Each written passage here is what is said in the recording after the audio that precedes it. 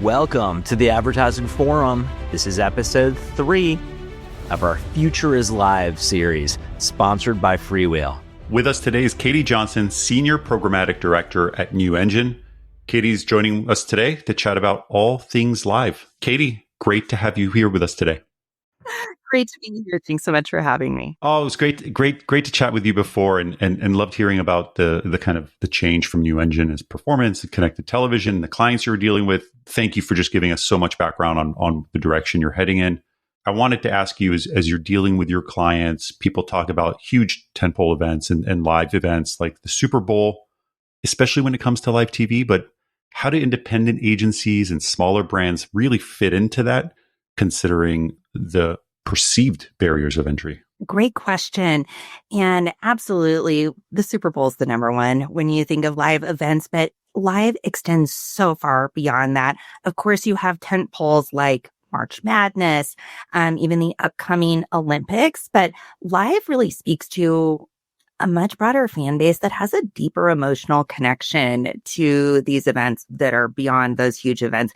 I think of college sports in particular and just how deep of an emotional connection those teams' fan bases have. And they are on your TV every single Saturday. It doesn't have to be a really big moment in order for that fan to have a really big emotional moment that you can then align your brand's messaging with. So there's so many opportunities. And when you look at the rise of even things like hockey in the US, just so many ways to reach your audience on these moments that really matter to them. Katie, when dealing with smaller brands, mid-sized brands, why is it important for them to be on live sports and live events? How does that benefit them in doing so? I think live sports and live events, they're one of those last vestiges of primetime TV where we're all sitting down and watching the same thing. It's a very culturally relevant moment. And if you know that your audience has those affinities, it is important to be in front of them, especially when there are so many ways that you can tie data into this targeting now as well. It doesn't have to be a spray and pray approach across all of these live sports anymore. You can get really targeted down to specific sports, specific leagues even, and tailor that based on what you know about your consumers and where they're spending their time. From your perspective, what's the programmatic approach add to live events and live streaming and what you're doing for your clients? Oh, what doesn't it add? There's so much that you can tie in here. I mean, You're gone right. are the days of just hoping your audience is watching when you're running that spot during Grey's Anatomy, right? You can tie in not just more data for targeting, but measurement as well. So a spot like the Super Bowl is going to be very hard to tie ROI back to. Yes, you get a lot of eyeballs on it, but what did they do afterwards?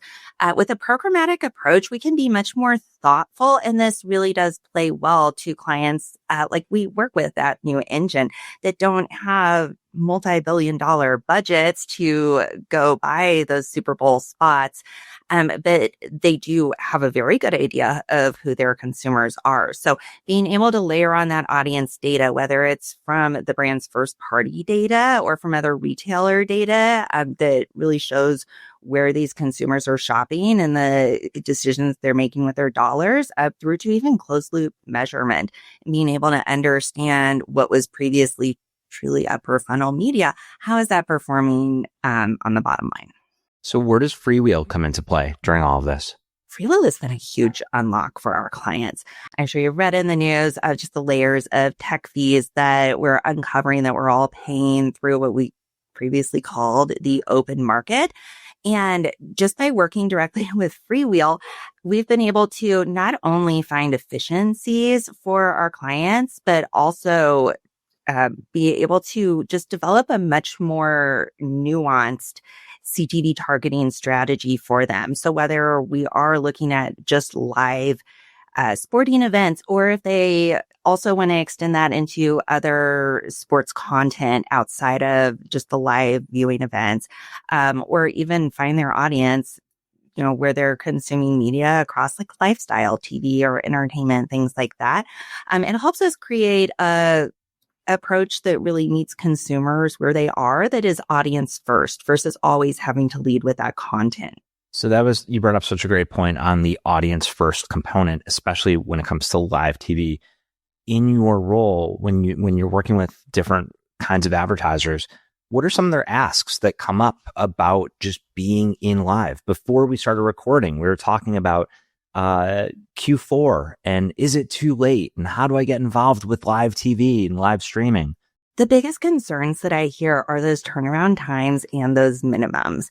Historically, everyone thinks of live as being something that's going to cost you a lot of money in order to be present there. That's the beauty of programmatic. There's no minimums. I could set up a campaign and run $1,000 if I wanted to and have it be really highly targeted to that audience that I care about.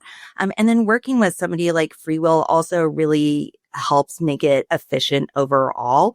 And we're all scared of those, $70 CPMs that can pop up when you're targeting, NFL, Monday Night Football, all of those high viewership moments. But working with somebody like Freewheel that has these direct relationships allows us to spend the time actually coming up with that strategy and not necessarily trying to spin our own wheels, trying to find the most direct ways to buy these and then stitching together a bunch of buys across what's now a very fragmented live streaming space. Katie, I have another question for you because, talking about the ease and the perceived difficulty of buying connected television, but the availability of it to smaller and mid-sized brands and companies. Are you seeing this from your clients where people who previously looked at connected television as untouchable have suddenly opened up their, wallets and budgets and views of the space and started kind of pushing that spend towards streaming and connected television?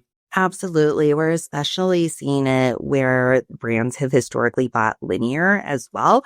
I'm sure we've all read that streaming has now surpassed linear in viewership for the first time this year and is continuing to trend that way. So it's really becoming a non-negotiable. If you're in video advertising, those dollars are shifting towards CTV and the consumer's eyes are as well. So it's definitely something that comes up pretty often. And then, being able to be nimble and book things, not months out, but even just weeks out is really impactful as well, because they can make those last minute decisions if they need to throw incremental dollars into a market, if a product is performing really well, something like that.